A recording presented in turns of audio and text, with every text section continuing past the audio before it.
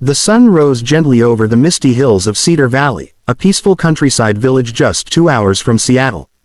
The morning light painted the green meadows in golden shades, and the air carried the sweet scent of pine and wet earth. Birds sang over wooden fences, and the small stream near the Miller house glittered like silver under the new sun. David Miller, a 39-year-old retired Army veteran, stood quietly by the window of his small farmhouse. His uniform hung neatly on a wooden hanger, a reminder of years that had tested every part of him. He was now a single father, raising his 8-year-old daughter Lily, whose laughter was the only melody that filled the silence his wife once had. Life in Cedar Valley was simple. Every morning, David brewed a pot of black coffee, packed Lily's school lunch, and watched her ride her small pink bicycle down the gravel road toward the school bus stop. The distant rumble of the bus was part of their morning rhythm, ordinary, yet deeply comforting. But that morning felt different. The sky, though beautiful, carried the distant echo of helicopter blades, faint but growing louder. The sound stirred something inside David, a mix of curiosity and memories. He stepped outside, shielding his eyes from the sun, as a military helicopter slowly descended near the open fields by the town's community center. The villagers stopped and stared. It wasn't common to see anything military here anymore. Children pointed, old men whispered, and dust swirled beneath the spinning blades. The aircraft landed with precision, and from it stepped General Amelia Grant, one of the youngest and most respected officers in the U.S. Army, known for her integrity, intelligence, and compassion. She was tall, confident, her uniform perfectly pressed. But her expression showed tension. Within moments, she was surrounded by a small group of town officials who had hurried over. David stayed at a distance at first, watching silently. His instincts told him something wasn't right. Within minutes, the town's mayor called out, "Mr. Miller, you might want to hear this." David approached slowly, his boots crunching on gravel. General Grant nodded politely. "Mr. Miller, I've read your name before.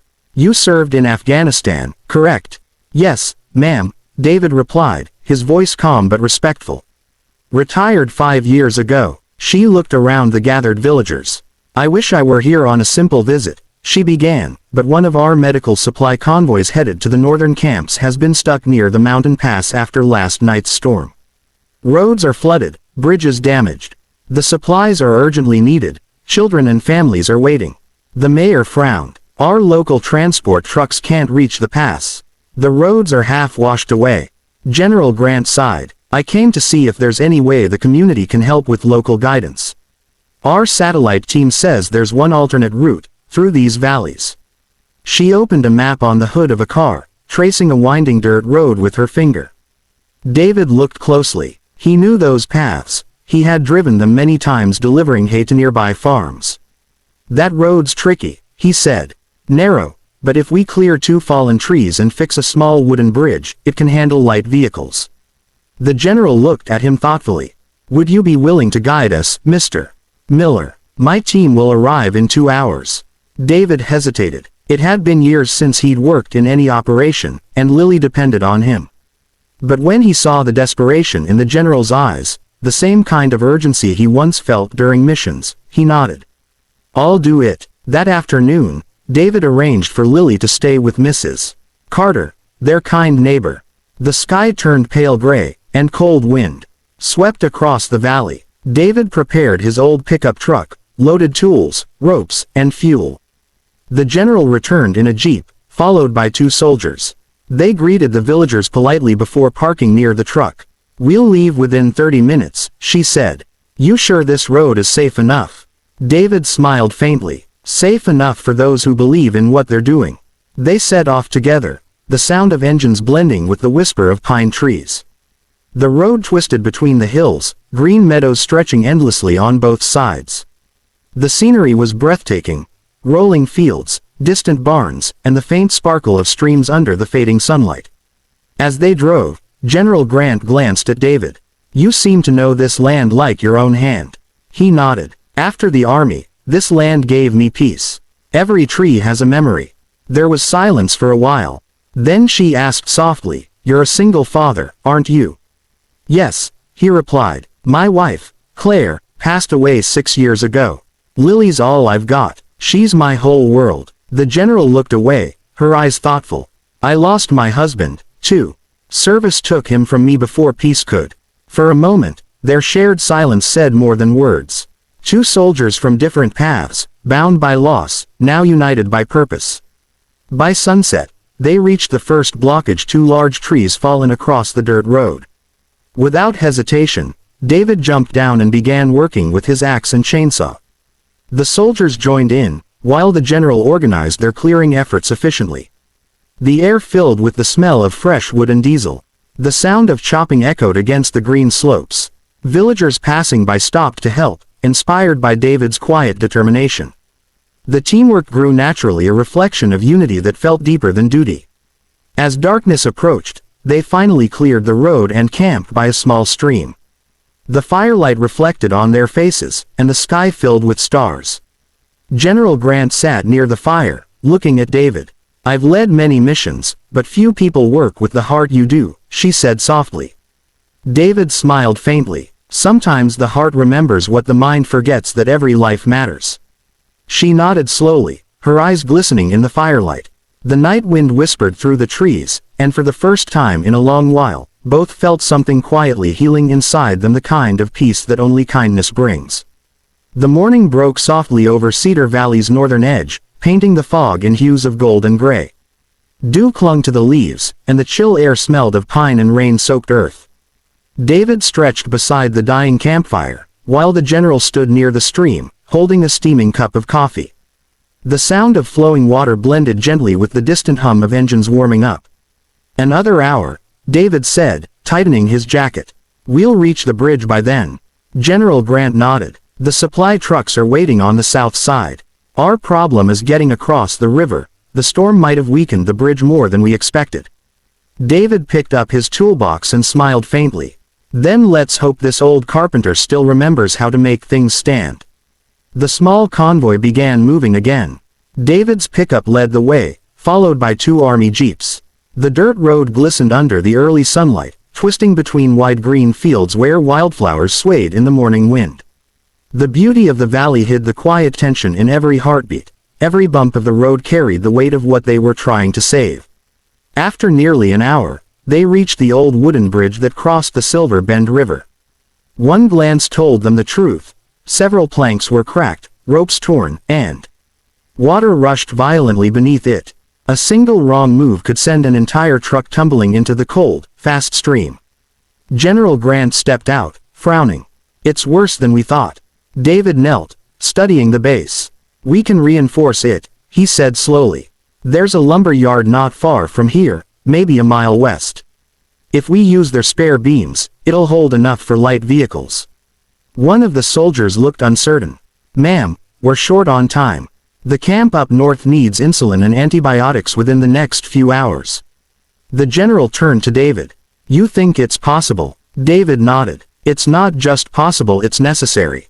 He grabbed his old motorbike, which he always kept tied behind the pickup, and kick-started it with a cough of smoke. "I'll get the beams and come back. Keep everyone safe till then." Without waiting for approval, he sped down the dirt road, the engine echoing through the valley.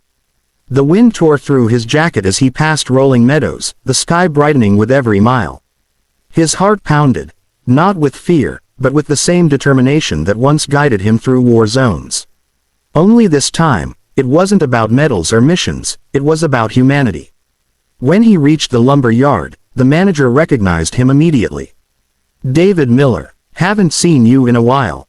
We've got a broken bridge near Silver Bend," David said quickly. "Need heavy beams, nails, and ropes as much as we can fit on the truck." Without a moment's hesitation, the villagers joined in. Within minutes, a small team loaded the supplies onto the back of his pickup. A few even offered to come help. David thanked them, his heart swelling with pride. It reminded him that the best soldiers he ever knew were ordinary people who simply refused to give up when others did. By the time he returned, the soldiers had already cleared debris from the bridge. The general looked relieved when she saw the truck rumbling down the road. "You made it fast." "Didn't have much of a choice," David replied with a smile. "Lives don't wait." The team worked tirelessly. They cut new beams, replaced the weak supports, and tightened every bolt. General Grant didn't stand aside. She grabbed a hammer and helped. Mud splashed on her uniform, but she didn't care. The sound of their teamwork filled the valley, thuds, creaks, and steady voices blending with the river's roar. Hours passed, but the bridge stood stronger than before.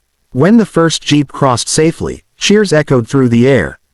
The trucks carrying the medical supplies followed, one by one, the tires crunching over fresh wood. When the final truck reached the other side, General Grant exhaled deeply. "We did it," she whispered. David wiped the sweat from his forehead, smiling. "No, you did. You kept them believing." She turned to him, her eyes softening. "I didn't keep them believing, David. You did." They stood there for a moment, the wind carrying the scent of wet wood and victory. The mission wasn't just about saving supplies, it was about rediscovering courage, kindness, and faith in humanity. As the sun began to set again, they drove toward the mountain camp to ensure the delivery. The road climbed gently through thick forests where sunlight filtered through tall cedar trees. Birds glided between branches, and every turn revealed a new patch of beauty: waterfalls, blooming meadows, and wooden cottages resting quietly on the slopes. Lily's picture hung from David's dashboard.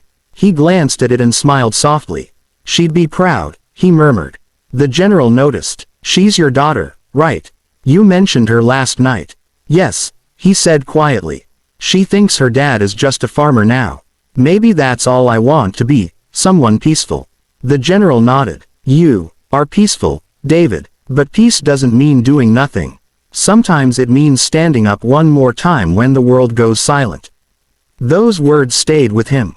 They reminded him of his late wife, who once said something similar before he left for deployment. He felt a lump rise in his throat but hid it behind a faint smile. When they reached the camp, children and villagers greeted them with tears of gratitude. The doctors immediately began unloading the supplies. General Grant spoke to the head medic while David helped carry boxes. The setting sun painted the scene golden, the faces of relief, the warmth of humanity, the laughter of saved lives. One small girl ran up to David, holding a handmade flower of paper. "Thank you, mister," she said shyly. "Mommy said you brought medicine for my brother." David knelt, taking the paper flower gently. "You're very brave," he said, his voice trembling slightly. "Keep smiling for him." General Grant watched quietly, her heart full.